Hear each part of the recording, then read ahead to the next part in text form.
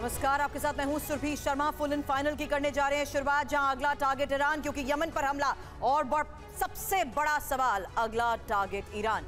War zone से आ रही बड़ी खबरों के साथ करेंगे शुरुआत, जहां गाजा में हमास की लाइफलाइन पर हमले को लेकर पहली वॉर ब्रेकिंग। आईडीएफ हमले में हमास का बड़ा टनल नेटवर्क कैसे हुआ तबाह, देखिए।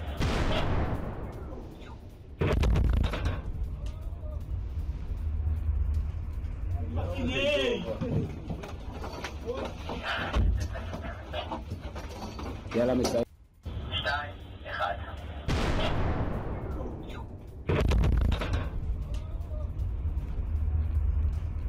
2-1.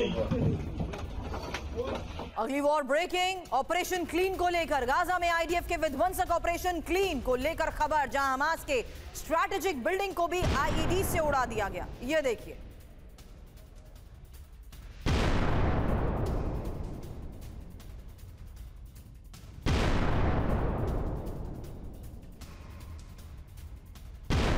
तस्वीरें एक साथ आपके सामने, जहां देखिए किस तरीके से अलग अलग जगहों पर ऑपरेशंस को अंजाम देते हुए आईडी से उड़ाते हुए स्ट्रैटेजिक बिल्डिंग को टारगेट किया गया है और आईडीएफ हमले में हमास का टनल नेटवर्क ध्वस्त कर दिया गया। तो गाजा में हमास के ऊपर, हमास की लाइफलाइन के ऊपर लगातार हो रहे हैं हमले और देखिए कैसे एक के बाद एक कई इमारतों को ध्वस्त कर दिया गया।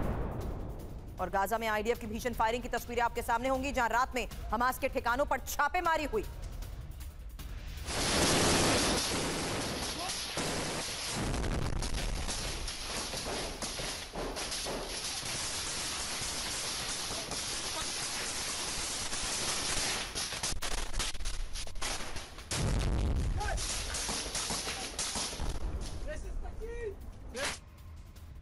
और गाजा में आईडीएफ की भीषण फायरिंग को लेकर खबर, रात में हमास के ठिकानों पर छापेमारी की तस्वीरें आपने देखी। लेकिन इस बीच इजराइल लेबनान बॉर्डर पर विध्वंसक हमले को लेकर एक खबर मिल रही है, जहां आईडीएफ ने हिजबुल्लाह के 2 ठिकानों को किया तबाह।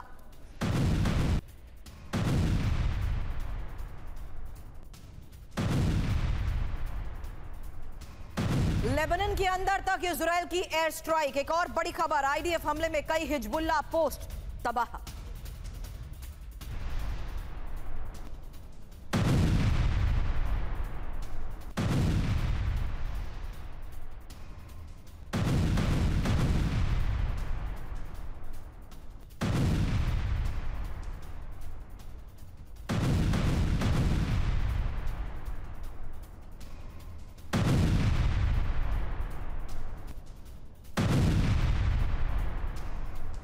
यूक्रेनी माइन की चपेट में आया रूसी टैंक। बड़ी खबर, रूसी T-72 टैंक के परखच्चे उड़े।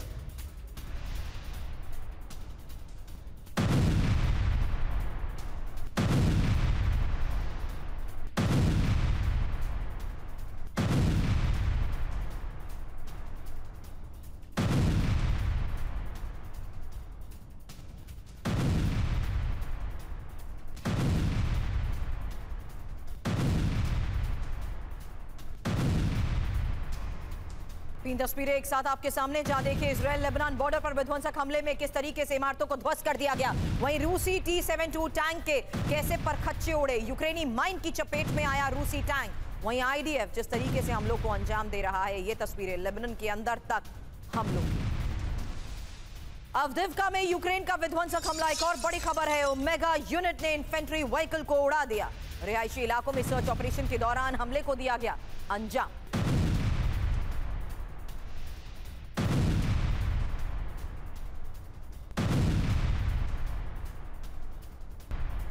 और टेक्सास के मेडिकल सेंटर में कैसे घुस गई कार, तस्वीर आपके सामने होगी। इमरजेंसी रूम में मौजूद 11 मरीज घायल बताए जा रहे हैं। अफरा तफरी का माहौल, क्योंकि इमरजेंसी रूम में 11 मरीजों की मौजूदगी में ही अचानक से टेक्सास के इस मेडिकल सेंटर में कार आ गई। कई लोग घायल हो गए।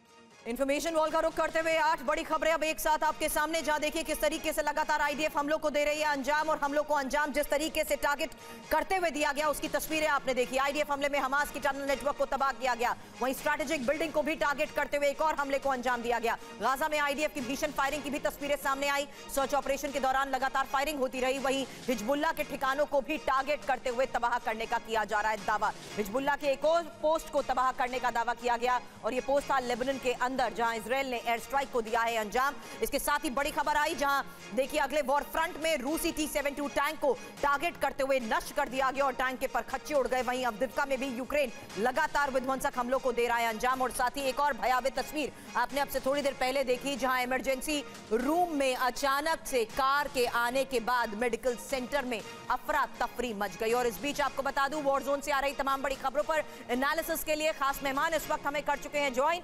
Major general retired Sudhakar sir defence expert के तौर पर इस वक्त हमें ज्वाइन कर चुके हैं, और group captain retired Vinod Augustine sir as a defence expert इस वक्त हमारे साथ हैं।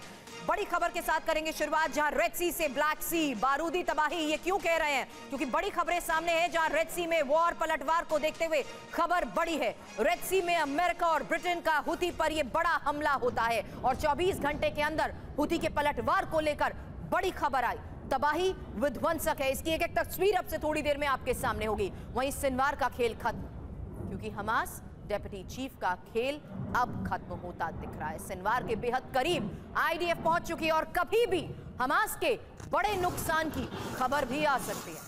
संकट में बाइडेन की सत्ता, क्या अमेरिका में चुनाव से पहले बाइडेन की कुर्सी जा सकती है? वजह उनका स्वास्थ्य। वहीं ब्लैक सी में फिर डूबा रूस। ब्लैक सी में रूस पर यूक्रेन के बड़े हमले को लेकर खबर है, और एक बार फिर यूक्रेनी हमले में तबाह हुआ रूस का लैंडिंग शिप। आपको बता दें, फरवरी में अब तक 2 रूसी शिप तबाह हो चुके हैं।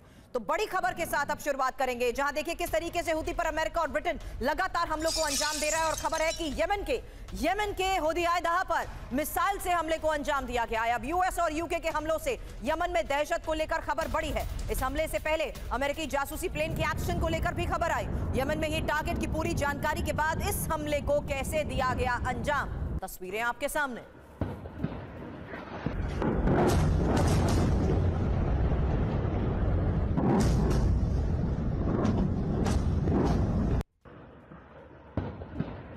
तो यमन पर हमले की तस्वीर आपने देखी है, और हुती को कैसे दहला दिया गया है। बड़ी खबर है, अमेरिका और ब्रिटेन का फिर से यमन पर विध्वंसक हमला। यमन के पोर्ट सिटी होदेइदा पर मिसाइल से हमले को अंजाम दिया गया है।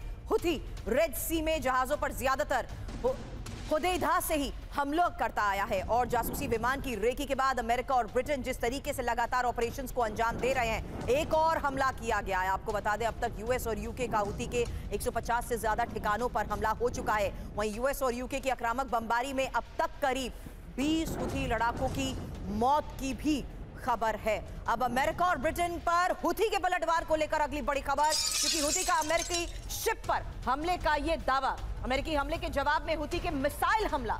2 हफ्ते में हुती के 2 विध्वंसक हमले हो चुके हैं, और अमेरिकी शिप के नुकसान की हालांकि कोई खबर नहीं मिल पाई है, लेकिन जिस तरीके से हमलों को अंजाम दिया जा रहा है, ये खबर बड़ी है। इस पूरे एरिया में इग्नाइट होती इस सिचुएशन में हुती भी लगातार ये दावे कर रहा है कि 2 हफ्ते में हुती 2 विध्वंसक हमलों को अंजाम दे चुका है, और अमेरिकी शिप्स को टारगेट किया गया है। अमेरिकी हमले के जवाब में ही हुती के इस मिसाइल हमले को लेकर खबर आपने देखी है। और इस बीच सुधाकर सर, मेरा सवाल यही है, क्या ये बैक टू बैक जिस तरीके से हमलों को अंजाम दिया जा रहा है, किस और बढ़ रही है ये सिचुएशन? जिस तरीके से फ्यूल अप होती जा रही है हुती पर अटैक के बाद की सिचुएशन, ऐसे में टारगेट तो अलग अलग जगहों पर दोनों तरफ से सेट किए जा चुके हैं। सुरभि, नमस्कार। बहुत धन्यवाद, आपके शो में आपने मेरे को इनवाइट किया। जहाँ तक आपके सवाल है, मैं सिर्फ इतना कहूँगा, स्थिति जो है बहुत नाजुक होते जा रहा है।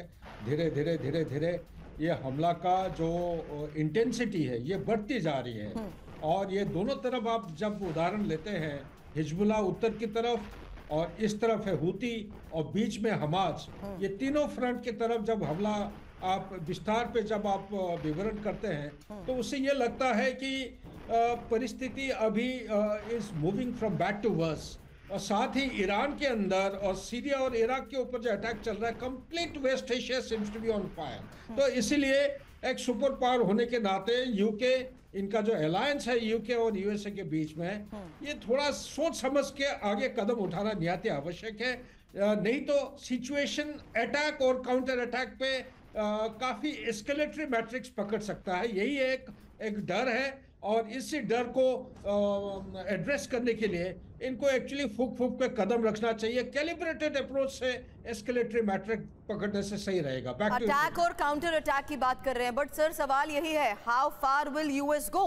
क्योंकि अब एक और बड़ी खबर है, सीरिया में ईरानी मिलिशिया के ठिकानों पर धमाका हुआ है और अल मयादीन इलाके में भीषण विस्फोट को लेकर खबर आई। आपको बता दें, ईरानी मिलिशिया पर रॉकेट से हमले को अंजाम दिया गया है।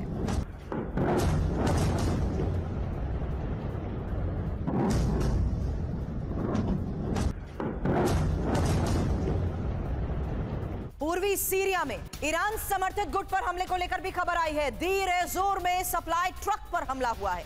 आपको बता दें, कताइब हिजबुल्लाह की बिल्डिंग पर निशाना साधा गया। सीरिया में निशाने पर ईरान समर्थित गुट है।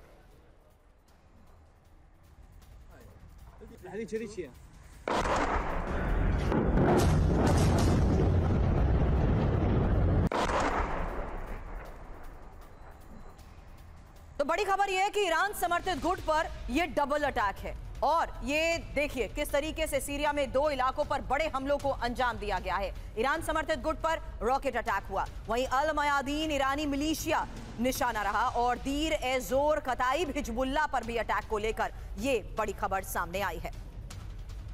वहीं इस बीच एक और खबर आपको बता दें, धमाके से दहले ईरान के बेरजून शहर को लेकर खबर है। ईरान के सेंट्रल गैस पाइपलाइन में धमाका हुआ है और ईरानी गैस पाइपलाइन पर हमले की आशंका को देखते हुए ये बड़ी खबर सामने आई है, क्योंकि 60 किलोमीटर दूर तक धमाके की आवाज सुनाई दी। प्रचंड आग की लपटों से घिरा बड़ा इलाका और ये तस्वीरें उसी के बाद की आपके सामने है, जहां देखिए ईरानी गैस पाइपलाइन पर हमले की आशंका है और 60 किलोमीटर दूर तक धमाकों की आवाज सुनाई दी।